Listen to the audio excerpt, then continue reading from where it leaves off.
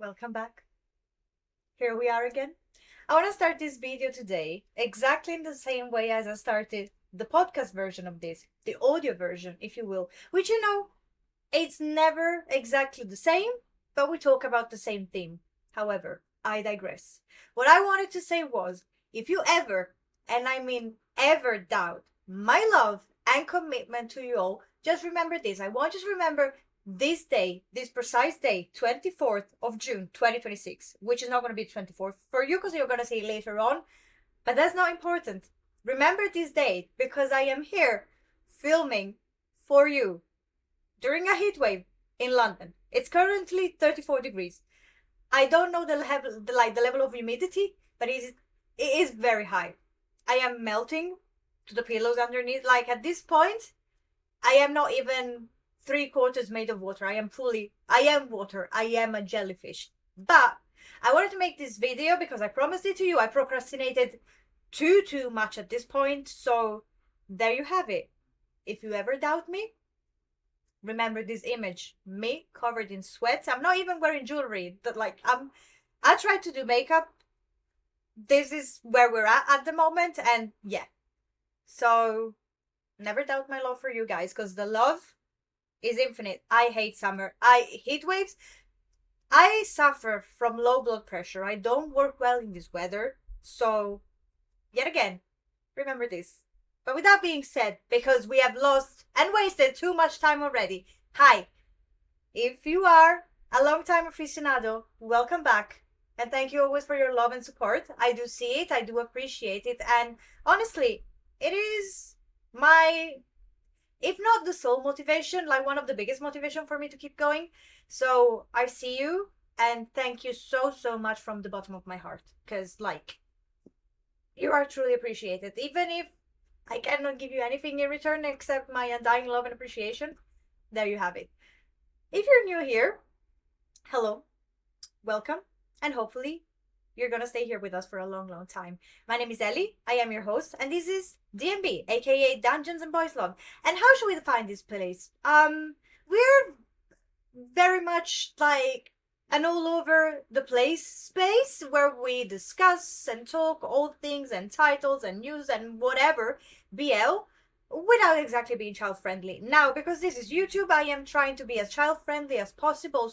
So, if you want the version of this episode, I always upload the and not safe for work version on all the audio platforms that you can think of. You can find my podcast there, so I will link the episode down below in case if you're curious about it, or if if you've been there already, hi, I hope you appreciate the video version as well.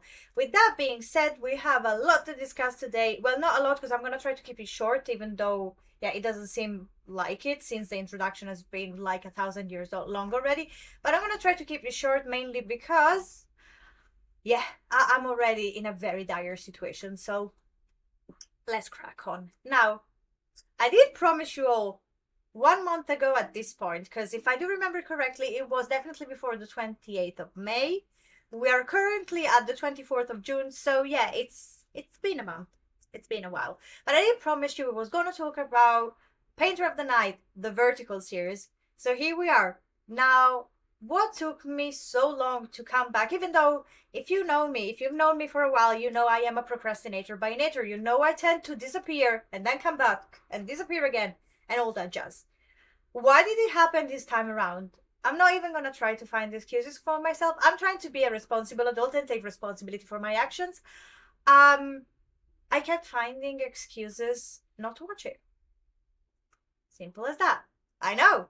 Shocking, considering the fact that I've announced to the whole world when the trailer first came out. I was like, oh yeah guys, we're gonna talk about it, rah, just wait for it. We're gonna even get another episode in between. None of these happened, and yeah, it's all my fault. There is nobody else's fault at hand but my own. Despite the fact that I am in severe burnout and I'm trying to recover from the burnout by still working in the same place that gave me the burnout and the nervous breakdown in the first place. So, fun times! But with that being said, why was I procrastinating? Why was I avoiding watching the Vertical series? I do believe that first and foremost, I am not the target audience for vertical series in general. So I would say let's start from that. And from that, we're going to move on to all the next topics I wanted to talk about. So when I say I'm not the target audience for vertical series in general, what do I mean? Now, vertical series have been going on for a while now. I would say from a couple of years they've been keeping up, and like we get a new one once a week, I would say at this point. As an actor as well, I had offers to star in them, which I never accepted because let me tell you, the pay is not that great, and you always have to travel like in the middle of nowhere. And I mean, I am very much willing to travel. I love traveling as a hobby, so imagine if I can work and travel at the same time, bargain. But it needs to be for the right price for the days of shooting that I'm doing. With vertical series, they don't pay you enough. So every time I'm like, yeah, no thank you. And plus, on top of that, you see the plots of the stuff that they're trying to portray, and I'm like, yeah, no, this is definitely not for me. When we talk about vertical series, and bear in mind, when I talk about them, I know what I'm talking about because I've tried to watch them. And when I say I tried to watch them, I watched a few of them. And I watched the werewolf themed ones, the vampire themed ones, the mafia themed ones, the BL themed ones, like you name it. And I've tried. God knows if I tried. It's a new kind of media, and I was like, before slandering it, I want to give it a chance. And every time, it cringed the fuck out of me. For real. Like, I was looking at them and I was like, the acting is so bad. Like, don't even get me started on the acting. And on top of that, not even the acting was completely like either too much or too little, but like the stories didn't make sense at all. And I know what they're trying to do in most cases, which is like they want to try to get all these like romance novels, or should I say web novels that are coming out, and they're trying to make them into this new kind of like media source and all of that. I get it. I get all of it. Trust me. Again, I work in the industry. I know how these things work. But again, when I look at vertical series, they remind me of, we have this specific genre back home, which is called fotoromanzo. I Google translated it because I didn't know if you had something similar over here or like in the rest of the world for them. Surely there is, but I've never witnessed it before, like firsthand, right? So it roughly translates as photo novel, and that's literally what it is. It is something between a TV series and a comic book. This is literally what it is. You will get pictures, you will get actors taking pictures, pictures that will tell you a story, and you will get the bubbles that will tell you the lines that the actors are saying. So this genre was very famous in particular, like back in the day when families couldn't, should I say, afford to have a television in the house. Like majority of the time, at the time, no repetition intended, like especially in small towns and small villages, there was only one telly usually, and it would be placed in the gathering space of that community. So say you have a bar, people would go to the bar, say before dinner or right after dinner, to watch a bit of telly. There was gathering all together. It was like a community ritual. Like in a house, you would mainly find like radios if people had enough money to afford them.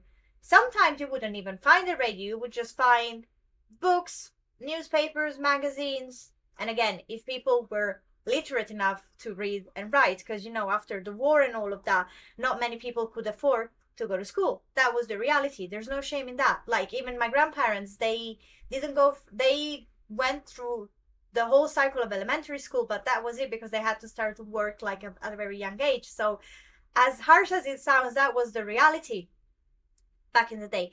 But if you were fortunate enough to know how to read and to write, photo novels were a sort of like nice way to watch something without being forced to, say, gather somewhere or go to the cinema.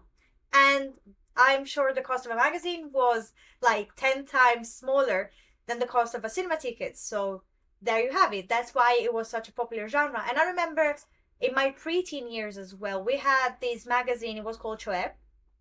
It was very popular back home. It just recently issued its last publication. Like the magazine closed down forever, unfortunately. But like it was this preteen kind of magazine, so you would find interviews with actors, articles and stuff. And we got a little section in there which was photo novels. So I know what I'm talking about when I talk about these things. And one particular thing that they all had in common, be it adult photo novels or teenage photo novels or whatever, the whole shablam, is the fact that they were cringe.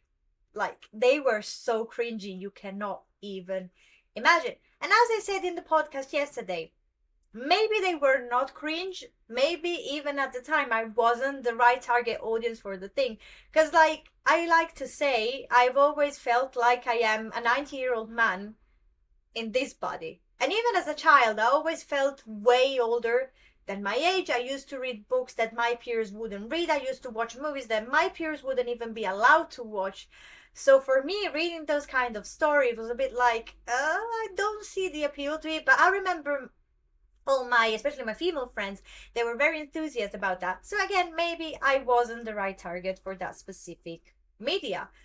But yeah, with that being said, I see vertical series and I see photo novel, like, and what I see in them is photo novels, romance novels that my grandma used to read back in the 60s, like all this kind of stuff that are surely filled with nostalgia, but in my brain they are very far-fetched, very detached from reality, and I don't think nobody can relate to them. To be fair, to give Caesars what's Caesars, there's one that I saw that I think was actually pretty good, which I think it's called Fight Dirty. I'm pretty sure that's what it was called. And that's literally the first and the only one, to be fair, that I saw that was actually acted out fairly decently. The story wasn't too bad, and it got a nice timeline from start to finish. Bearing in mind you get like 1,000 of them at this point, and there's only one that I find not even like amazing, just, you know, acceptable. Yeah, again, maybe not the target audience that they were expecting, but alas, I am here and I am entitled to my own opinion, I think. So there you have it, my 2 cents. Now, why am I telling you extensively about vertical series and what I think about them? Because when the trailer of Painter of the Night, the vertical series, first came out, first of all, I was so surprised because I was like, I never imagined that there was a whole side universe of Lezin, which is like Lezin Snacks, where you get all these vertical series that are like the, how would you call it? The live action version of all the mangas and webtoons that they publish. Like, I didn't know all this thing existed, and I was kind of baffled. I was mesmerized, and not that I've watched any of them. Again, not the target for the thing, but still, I was like, okay, there's this whole universe I didn't know about. Clearly, I am getting old at the speed of light, but hey, I'm still standing, so kudos to me, I suppose. But yeah, when the trailer first came out, I thought, as I told you in the video previous to this one, I thought we was gonna get a not, should I say, normal TV series, right? And if you remember, I was complaining about that as well, because what we witnessed with semantic error and like what happened, blah, blah, blah. If you don't know what I'm talking about, go and Google it. Surely you do. Semantic error was a big thing when it came out at the time. And when the TV series came out, everybody was like jumping of joy to see finally a live action of like, it was a big thing at the time. And when we all watched it, we were so disappointed. And so you can imagine, when I saw the trailer of Painter of the Night, I was like, oh, not again. We're just gonna get so disappointed by that. Only to discover then it wasn't gonna be a TV series. It was gonna be a vertical series. So I was like, oh my god, we're literally going from bad to worse. So yeah, my expectations were not that high. However, I did watch it. I didn't watch all of it because I would be a liar if I told you, oh yeah, I watched the whole thing. No, I didn't put myself through that. I got to a point and I was like, okay, you know what? Maybe this is it. This is your time. Stop. However, again, not to sound like a broken record, but to give Caesars what Caesars, it wasn't that bad. I know. Shocking. But it wasn't that bad at all. Now, I cannot see myself on camera, but I can feel my lipstick is even more smudged. But like, my mustache is literally made of water at this point. So if I'm not in a decent state, I do apologize, but hit. Don't we love it? Don't we all just love summer? So good. But anyway, shocking, right? It wasn't that bad. I swear, it wasn't that bad at all. And that's why I managed to get through, I guess, more than half of it before stopping myself. Um, I didn't really get the beginning. I'm gonna talk about the series from now on, so if you haven't seen it yet, this is gonna be a bit spoiler-ish, even though, I mean, we've all... I'm assuming if you're here, you read the manhwa as well, so surely you know from A to Z what I'm gonna be talking about. But anyway, if you don't want no spoilers, if you're like one of my baby ostriches that lived with their head under a rock, rah rah rah, stop here and come back a bit later on. I don't know how much later, but still, stop it here if you don't want no spoilers. So, going back to the topic. I didn't really get the fact that they started with this guy in the museum that sees Nakyum's drawing and then we start with the actual series. Like, I was rereading the manhwa just to make sure, because when I was doing the podcast, I told people, I was like, I haven't read Painter of the Night for a long time, so maybe I don't remember correctly, but I don't think that was the actual beginning.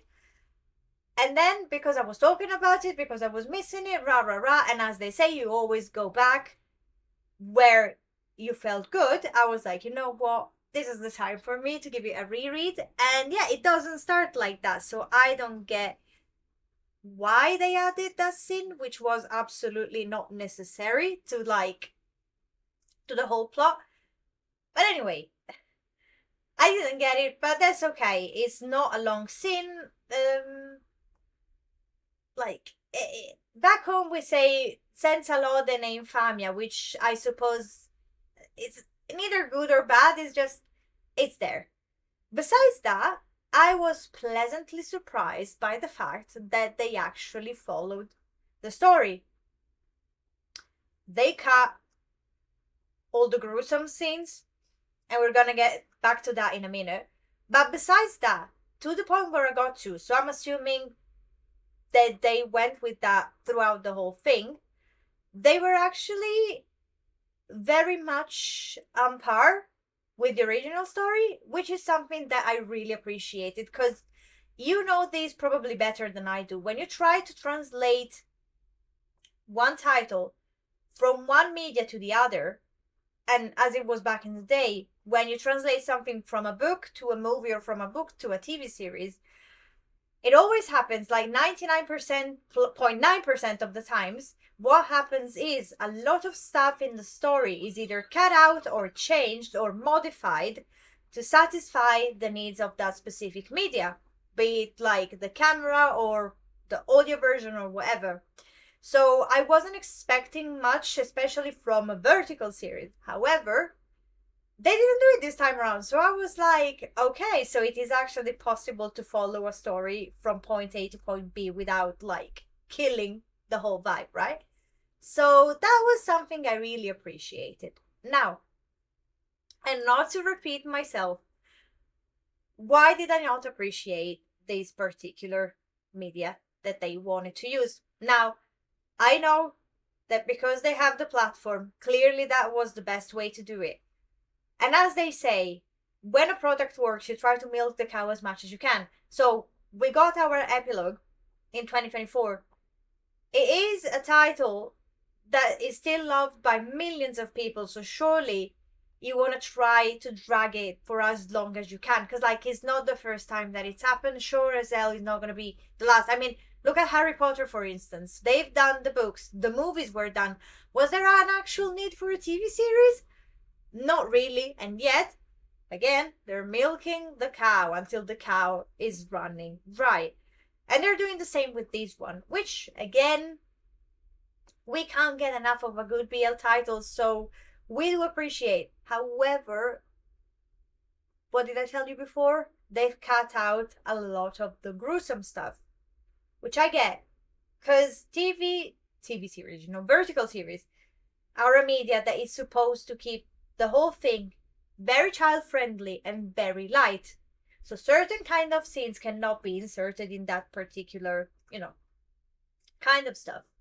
which I totally get. However, Painter of the Night was loved because of, by many other things, because that was not the only thing, but the perfect balance of love and drama, of chaos and quiet. Like the whole story literally balanced itself on the fact that was an equal quantity of tenderness and love, followed by drama and gruesomeness and grittiness, and like there were scenes that would always make us come back to the reality of the fact that in an historical drama, some things are bound to happen, especially if you're talking about a love story between a lord and a commoner.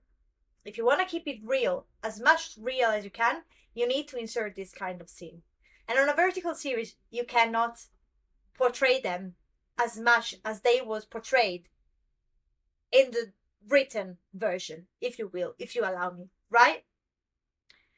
And another thing is, when you look at the vertical series, I do believe this one in particular was 22 episodes long. And I mean, it's a peculiarity of the vertical series. They usually like, their length spans from between 22 and 60 episodes. And the length of the thing in its entirety does span between 1 hour and a half to 2 hours and a half.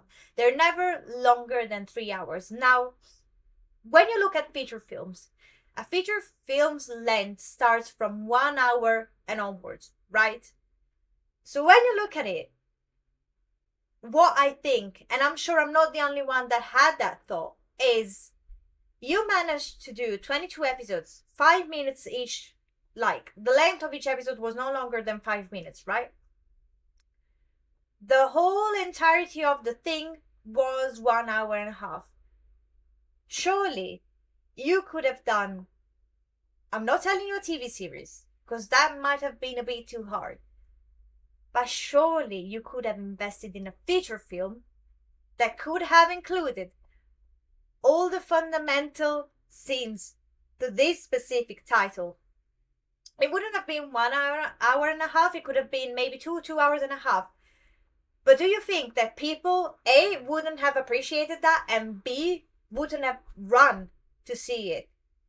Because me, if you give me a good product, I am running. Especially if I like something, I become obsessed with it.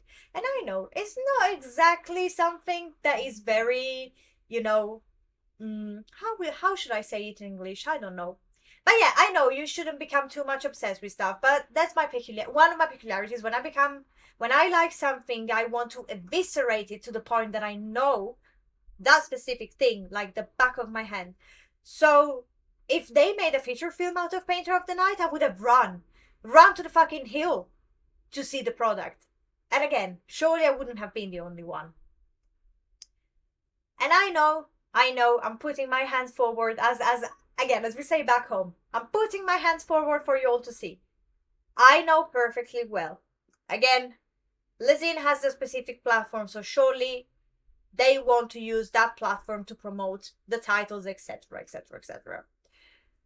We know for a fact as well that producing BL TV series, especially in Korea, I mean, probably the situation is changing nowadays, but like back in the day, we saw it with Semantic Error, we saw it with other products, BL themed stuff is not well received by the majority of the public. So finding A, actors that will work for that specific title, and B, finding fundings for that specific theme title wasn't going to be exactly a walk in the park. Yet again, they could have done some market researches and they could have seen that they would have made their fair share of money with that. It's the same if they did a feature film for like BJ Alex as well, or this kind of stuff, to quote one title amongst many titles, right?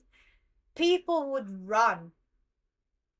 So instead of having maybe like a decent product, but still not a perfect product, like you could have made an excellent product that people would have loved and appreciated. But alas, it is the reality of things. And to be fair, it's the reality of things here in the West as well. It's not just Korea, it's like a common problem all around the world. So again, I get why things were done the way they were done. And by the way they were done, they were not half bad. But still, these whole things, when you put them together, they leave you with a bit of a bad taste in your mouth, if you can say it that way. To be fair, even the I know I've been criticizing like actors that work in vertical series extensively because I don't think they're very good actors in general, bearing in mind a lot of them are just starting out, so maybe they're learning with experience, but majority of them I'm like, I can see you've been in the business for a while, why don't you know how to do your job properly? Why am I saying this? Because yes, we did get a bad taste in our mouth with all because of all the stuff that I've been saying, but the actors that have been working specifically on this series, they were actually alright. Now, I didn't appreciate the casting for Sir Hinon because maybe it was just my idea, right? But when I was reading Painter of the Night, I always picture Sir Hinon as a very good looking man, bearing in mind, but like a man on the older side, if you will. So I've always pictured him to be as like a 40, 45-ish year old man in comparison to like Nakyum and Lord Yun, who would have been fairly younger than him. Then I see him appearing in the series, right? And I'm like, oh my god, you are young, my boy. And I was like, okay, maybe I did picture the whole thing wrong, but it just felt a bit weird. But nevertheless, the actor was really good. He did an amazing job. So I guess he did an amazing audition, and he did he was the perfect choice in the end. It was just a bit weird. I was weirded out by the whole. I pictured him in a certain way, and he was portrayed in a whole different way. But besides that, that is just a me problem. It's not an actor's problem whatsoever. The rest of the actors as well, they did an excellent job. So with that, I'm glad because again, it made the whole process of me watching the whole thing quite pleasant. Like, not my favorite thing to do, but if I say so myself, I did enjoy watching this more than watching Heated Rivalry. And that says it all, considering that Heated Rivalry talks about sports, and I love sports, and talks and it's an actual TV series. That says it all. That says it all to you guys. Now, before we wrap this all up, I want to close this on this note, and the repetitions just keep pouring from the sky. The only thing that should be pouring from the sky at this point is rain. But alas, sometimes I just look outside my window and it feels like we are in Westeros when the dragons are just burning everything down. That is me at the moment. Sometimes I look and I'm like, God, why am I doing this to myself? But anyway, the note I want to close this video with is the fact that I am very much surprised about the fact that the series has been out for a month at this point, right? And I haven't seen people talking about it at all. I did question myself about the fact that maybe, just maybe, I am not looking in the right channels, which it is a fault on my part. For example, I don't have TikTok. I think it's a bit useless for me to have TikTok. Maybe I should start doing it because of the videos, the engagement, blah, blah, blah. I just never felt the need. So maybe TikTok is a whole universe. Like, he's the whole universe where these discussions are happening. But like all the channels that I've seen, all the social media that I'm on, like usually when these things do happen, when these things come out, people are running to say their bit about them, especially when something comes out and it's like from a title that was one of the fans' favorite for a long, long time, and to this day, despite the fact that it finished 2 years ago, it's still one of the fans' favorite. Like, people are literally still waiting for the side stories. That's how big it was. So the fact that everything has been kept very hush hush, it made me think, are people actually disappointed by that? Because I thought people would be, when people like something, right? They try, even though the product is not that great, they try to find the good in it just for the sake of the fact that they liked the story when it originally came out in the first place. So I thought I was going to find a whole leap of like posts and carousels and videos and reels and stuff about the fact that, oh, how amazing the series is and how long they've been waiting for something like that. And literally everything is like quiet. And I mean, you know the heart machine when the rate is like, yeah, this is literally it. So I am waiting for you in the comment section to let me know A, if you saw the series, B, if you saw it, what you think about it. If you didn't see it, are you gonna watch it? And also, do you know why everything has been kept hush hush? Because, like, if there's some tea to spill, please spill it in the comment because I need to know. And with that, I do believe it's a wrap for today. Yes, this is literally it. I wanted to talk about something else, but I thought to leave it at that. This is the episode that I promised you a long time ago about this specific vertical series. So we're gonna leave it at this. I am reading currently a few new titles that it's one of those things, right? I found them and I wouldn't have given them 2 cents, as they say, and I am pleasantly intrigued by them. So stay tuned to this channel because you're gonna get something real soon. Now, next week, I'm finally going to relax myself to the seaside. Finally, I'm gonna eat plenty of ice cream and get plenty of vitamin D, and also hopefully I'm gonna cure my eczema because like my hands are in a horrible state. So next week is gonna be my relaxing week, but after that, stay tuned because I'm gonna come back and hopefully it's gonna be as juicy as I think it's gonna be. With that being said, thank you so much for staying with me until the end of the video. I hope that you liked and enjoyed the product. Don't forget to subscribe, share, comment, download, whatever. I mean, you should know the drill by now. If you don't know the drill, you will learn it real soon. Do whatever you fancy, as long as it's consensual and you spread the love far and wide. Friendly reminder, supporting me is completely free to do, and in return, you're gonna have my undying love and appreciation. I mean, probably you would want something else, but this is the best I can offer you at the moment with the bank account that I have. So there you have it. But love don't cost nothing, and it will save the world eventually one day. With that being said, please stay hydrated, get your electrolytes, get your vitamins. I do bid you adieu, and I will see you next time. Bye, guys.